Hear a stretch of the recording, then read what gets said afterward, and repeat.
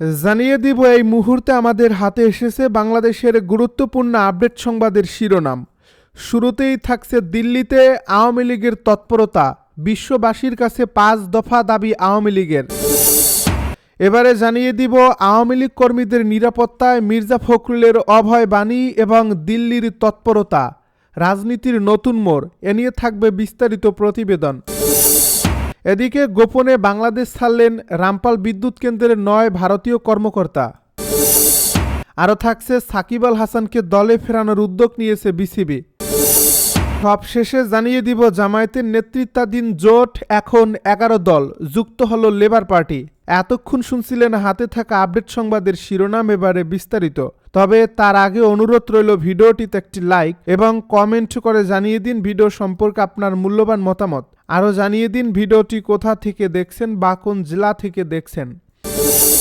আওয়ামী লীগ কর্মীদের নিরাপত্তায় মির্জা ফখরুলের অভয় বাণী এবং দিল্লির তৎপরতা, রাজনীতির নতুন মোড়। 24-এর গণ অভ্যুত্থানে গণহত্যার দায়ে ছাত্র জনতার তীব্র আন্দোলনের মুখে রাজনৈতিক কার্যক্রম নিষিদ্ধ হওয়া আওয়ামী লীগ এখন চরম অস্তিত্ব সংকটে।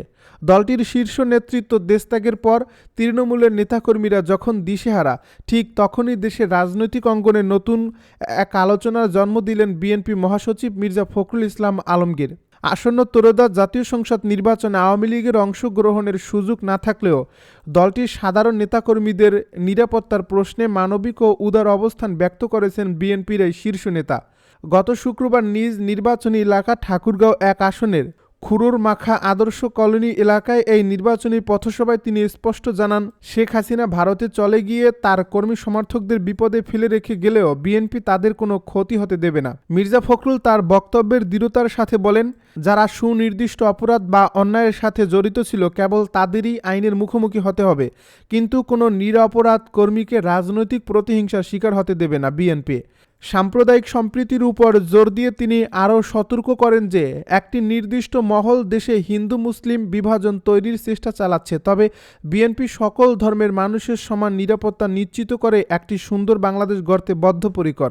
এদিকে দেশের ভেতরে যখন নির্বাচনী প্রচারণার আমেজ তুঙ্গে, ঠিক তখনই প্রতিবেশী দেশ ভারতের দিল্লিতে নিষিদ্ধ এই দলটির নেতাকর্মীদের গোপন বৈঠক ও তৎপরতা নিয়ে উদ্বেগ প্রকাশ করছেন প্রধান উপদেষ্টার প্রেস সচিব শফিকুল আলম।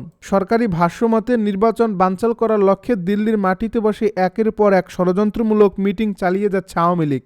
রাজনৈতিক বিশ্লেষকদের মতে বাংলাদেশে দলীয় কার্যক্রম পরিচালনার সুযোগ হারানো আওয়ামী লীগ মূলত ভারতীয় গণমাধ্যমকে ব্যবহার করে সাধারণ মানুষের কাছে নিজেদের রাজনৈতিক অস্তিত্ব ও বক্তব্য পৌঁছে দিতে চাইছে।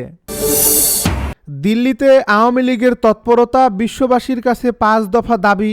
দিল্লিতে আওয়ামী লীগের তৎপরতা, বিশ্ববাসীর কাছে 5 দফা দাবি আওয়ামী লীগের। বাংলাদেশে জাতীয় নির্বাচনের আগ মুহূর্তে ভারতের রাজধানী দিল্লিতে আবারও রাজনৈতিকভাবে সক্রিয় হয়ে উঠেছে আওয়ামী লীগ।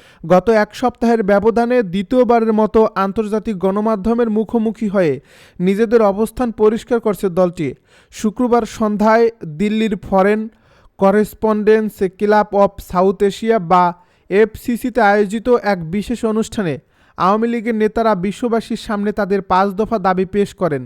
দলটির এই দাবিগুলোর মধ্যে অন্যতম প্রধান বিষয় হল বিগত বছরের বিভিন্ন ঘটনাবলীর একটি নিরপেক্ষ ও আন্তর্জাতিক মানের তদন্ত নিশ্চিত করা। সশরীরে এই অনুষ্ঠানে উপস্থিত ছিলেন বাংলাদেশ সাবেক শিক্ষামন্ত্রী মহিবুল হাসান চৌধুরী নওফেল এবং ভার্চুয়াল মাধ্যমে যুক্ত হয়ে বক্তব্য রাখেন সাবেক প্রতিমন্ত্রী মোহাম্মদ আলী আরাফাত। ব্রিটিশ সংবাদ মাধ্যম বিবিসি বাংলার প্রতিবেদন অনুযায়ী বাংলাদেশের নির্বাচনের ঠিক 2 সপ্তাহ আগে দিল্লির মাটিতে আওয়ামী লীগের এমন ধারাবাহিক সংবাদ সম্মেলন অত্যন্ত তাৎপর্যপূর্ণ একটি ঘটনা। বিশ্লেষকেরা মনে করছেন বাংলাদেশের সাধারণ মানুষের কাছে নিজেদের রাজনৈতিক বার্তা ও কর্মসূচি পৌঁছে দিতেই ভারতের মাটিকে বেছে নিয়েছে দলটি। মূলত বাংলাদেশের সরাসরি কার্যক্রম পরিচালনার সীমাবদ্ধতা কাটিয়ে উঠতে ভারতীয় গণমাধ্যমকে একটি শক্তিশালী প্ল্যাটফর্ম হিসেবে ব্যবহার করার কৌশল নিয়েছে আওয়ামী লীগের শীর্ষ নেতৃত্ব। গত বছর ধরে ভারতে অবস্থানরত দলটির নেতারা বিভিন্ন সংবাদ মাধ্যমে বিচ্ছিন্নভাবে সাক্ষাৎকার দিলেও এখন পরিকল্পিতভাবে সংবাদ সম্মেলনের মাধ্যমে আন্তর্জাতিক সম্প্রদায়ের দৃষ্টি আকর্ষণের চেষ্টা চালানো হচ্ছে। ভারতের মাটিতে বসে বাংলাদেশের রাজনীতি নিয়ে আওয়ামী লীগের এই সক্রিয়তা আসন্ন নির্বাচনকে কেন্দ্র করে আঞ্চলিক রাজনীতিতে এক নতুন আলোচনার জন্ম দিয়েছে। গোপনে বাংলাদেশ ছাড়লেন রামপাল বিদ্যুৎ কেন্দ্রের 9 ভারতীয় কর্মকর্তা। বাগেরহাটের রামপালে অবস্থিত Bangladesh India friendship power company limited তাপবিদ্যুৎ কেন্দ্রের 9 ভারতীয় কর্মকর্তা কর্তৃপক্ষের অনুমতি ছাড়াই বাংলাদেশ ত্যাগ করেছেন। বিষয়টি বিদ্যুৎ কেন্দ্র কর্তৃপক্ষের মধ্যে গভীর উদ্বেগের সৃষ্টি করছে। ইতিমধ্যে এই ঘটনাটি বিদ্যুৎ উন্নয়ন বোর্ড ও সংশ্লিষ্ট মন্ত্রণালয়কে জানানো হয়েছে। রামপাল বিদ্যুৎ কেন্দ্র সূত্র জানায়, শনিবার সকালে ডাইনিং টেবিলে ওই কর্মকর্তাদের উপস্থিতি না পেয়ে তাদের খোঁজ নেওয়া হয়। এক পর্যায়ে জানা যায় তারা কাউকে না জানিয়ে বিদ্যুৎ কেন্দ্র এলাকা ত্যাগ করছেন। পরে দুপুরে ভোমরা স্থলবন্দর দিয়ে তাদের ভারতে প্রবেশের বিষয়টি নিশ্চিত হওয়া যায়। এরপর প্রকল্প পরিচালক রামানাথ পূজারীকে বিষয়টি জানানো হলে তিনি সংশ্লিষ্টদের সঙ্গে যোগাযোগ করেন। এ সময় ভারতীয় কর্মকর্তারা নিরাপত্তাহীনতার অজুহাতে বাংলাদেশ ত্যাগ করছেন বলে নিশ্চিত করেন। সংশ্লিষ্টরা জানান, বিদ্যুৎ কেন্দ্র এলাকায় সেনাবাহিনী, পুলিশ ও আনসার সহ 4 স্তরের কঠোর নিরাপত্তা ব্যবস্থা থাকলেও এভাবে কর্মকর্তাদের হঠাৎ চলে যাওয়া রহস্যজনক। তারা এর আগে কখনো নিরাপত্তা নিয়ে কোনো লিখিত বা মৌখিক অভিযোগও করেনি, যার ফলে কোনো স্পষ্ট কারণ ছাড়াই হুট করে দেশ ত্যাগ করায় কর্তৃপক্ষ বিস্মিত হয়েছে।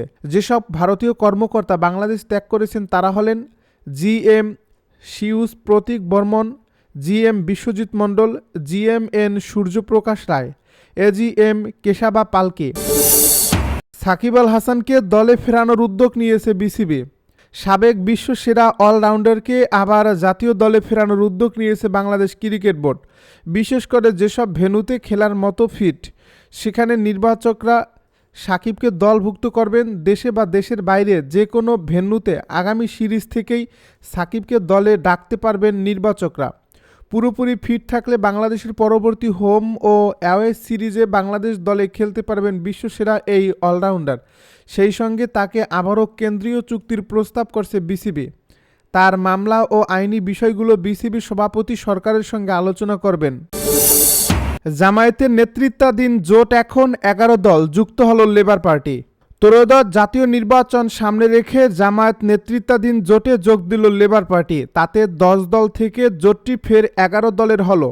শনিবার সন্ধ্যা 7টায় জামায়াতের কেন্দ্রীয় কার্যালয়ে আয়োজিত এক সংবাদ সম্মেলনে লেবার পার্টি জোটে যোগ দেওয়ার তথ্য জানানো হয়। এর আগে 11 দলীয় জোটের ঘোষণা দেওয়া হলেও প্রার্থিতা প্রত্যাহারের শেষ মুহূর্তে আসন সমঝোতার সমাধান না আসায় ইসলামী আন্দোলন আনুষ্ঠানিকভাবে যুক্ত না হলে জোটটি 10 দলের হয়েছিল, আর ইসলামী আন্দোলন একলা পথ বেছে নিয়েছিল। গতকাল শুক্রবার কক্সবাজারের কুতুবদিয়ায় পথসভায় জামায়াতের সহকারী সেক্রেটারি জেনারেল হামিদুর রহমান আজাদ জানিয়েছিলেন, আজ তাদের নির্বাচনী জোটে আরও একটি দল যুক্ত হবে। এদিকে সংবাদ সম্মেলনে জামায়াতের সহকারী সেক্রেটারি জেনারেল ATM মাসুম বলেছেন, আমরা একটি ন্যায়, ইনসাফ ভিত্তিক ও আধিপত্যবাদ বিরোধী একটি দেশ গড়তে চাই। আমরা সম্মিলিতভাবে বাংলাদেশকে এগিয়ে নিতে চাই। আমাদের সঙ্গে একাত্মতা প্রকাশ করে জোটে যুক্ত হয়েছে বাংলাদেশ লেবার পার্টি। এর মাধ্যমে আমাদের এই জোটটি 11 দলীয় জোটে পরিণত হলো। লেবার পার্টির সভাপতি মোস্তাফিজুর রহমান ইরান বলেন, ইনসাফের বাংলাদেশ গড়ার কর্মী হিসেবে 11 দলীয় জোটে যুক্ত হয়েছি। আমরা একটি অর্থবহ পরিবর্তন চাই, যে পরিবর্তনের মধ্য দিয়ে মুক্তিযুদ্ধ ও জুলাইয়ের আকাঙ্ক্ষা বাস্তবায়ন করা হবে। আমরা আজ নতুনভাবে শুরু করছি। বিএনপির যুগপৎ আন্দোলনে তাদের দীর্ঘদিনের মিত্র ছিল লেবার পার্টি, কিন্তু নির্বাচনে প্রত্যাশিত আসন ছাড় না পাওয়ায় বিএনপির সঙ্গ ছাড়ে দলটি।